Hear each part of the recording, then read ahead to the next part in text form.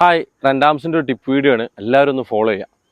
അപ്പോൾ ഇപ്പോൾ കുറേ ചെറുപ്പക്കാർ ഈ ഫീൽഡിൽ വരുമ്പോൾ ചിലർ സ്റ്റേജിൽ അല്ലെങ്കിൽ ജ്യൂസ് അല്ലെങ്കിൽ കാറ്ററിങ് ഒക്കെ ചെയ്ത് പിന്നെ ഫുഡ് സ്റ്റാർട്ട് ചെയ്ത് പിന്നെ സ്റ്റേജും കൂടി സ്റ്റാർട്ട് ചെയ്ത് എല്ലാം കൂടി ഒരുമിച്ച് വരിക. അപ്പോൾ ഇതാണ് സക്സസ്, ഇതിലാണ് സക്സസ് എന്ന് പലരും വിചാരിച്ചിട്ടുണ്ട്. ശരിക്കും അതിലാണോ സക്സസ്? നമുക്ക് നോക്കിയാലോ. ഞങ്ങൾ 5 വർഷം മുന്നേ ഫുഡ് ചെയ്തിരുന്നു. അതിൻ്റെ പാത്രങ്ങൾ ഞങ്ങൾ തന്നെ കഴിച്ചിരുന്നു. ക്ലോത്ത് വാടകയ്ക്ക് എടുത്തുവന്ന് ഞങ്ങൾ തന്നെ അടിച്ചിരുന്നു. അതുപോലെ തന്നെ സ്റ്റേജിൻ്റെ അതും ഞങ്ങൾ സബ്ബൊക്കെ കൊടുത്ത് അങ്ങനെ തന്നെ ഞങ്ങൾ ചെയ്തിരുന്നു. ഇപ്പോൾ എല്ലാവരും ചെയ്യുന്ന പോലെ തന്നെ. പിന്നീടാണ് ആ സത്യം ഞങ്ങൾ മനസ്സിലാക്കിയതും ഇന്ന് കാണുന്ന ഒരൊറ്റ മേഖലയിലേക്ക് മാറിയതൊക്കെ. എന്താണ് സത്യം എന്നുള്ളതല്ലേ? നമ്മളിങ്ങനെ എല്ലാ കാര്യങ്ങളും ഒരുമിച്ച് ചെയ്യുമ്പോഴൊരു വിഷയം, നമുക്ക് ഒന്നിലൊരു മാസ്റ്റർ ആവാൻ കഴിയില്ല. എല്ലാം എന്ന് പറയുന്നുണ്ടെങ്കിൽ ഏറ്റവും ബെറ്റർ ക്വാളിറ്റിയിലോ അല്ലെങ്കിൽ ഏറ്റവും ബെറ്റർ പെർഫോമൻസിൽ നമുക്ക് ആ മേഖലയെ കൊണ്ടുപോകാൻ പറ്റില്ല.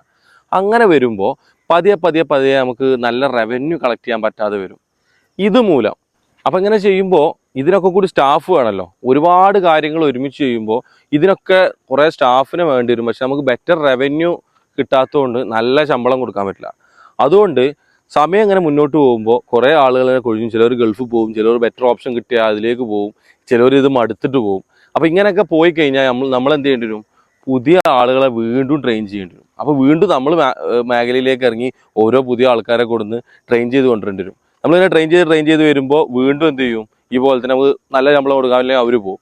അപ്പം അങ്ങനെ പോയി നമുക്ക് എന്നും ഒരു സമാധാനം ഇല്ലാതെ എന്നും നമ്മൾ വർക്കിന് പോയി നമ്മൾ അറിഞ്ഞാലേ ഓരോ ഈച്ച് ആൻഡ് എവരി സംഭവങ്ങൾ, അത് പർച്ചേസ് ആണെന്നുണ്ടെങ്കിലും ഓപ്പറേഷൻ ആണെങ്കിലും സെയിൽസ് ആണെങ്കിലും എല്ലാം നമ്മൾ അറിഞ്ഞാലേ നടക്കുള്ളൂ എന്നുള്ള രീതിയിലേക്ക് വരും. ആളുകളെ മെയിൻറ്റെയിൻ ചെയ്യാൻ പറ്റാത്ത രൂപത്തിലേക്ക് വരും.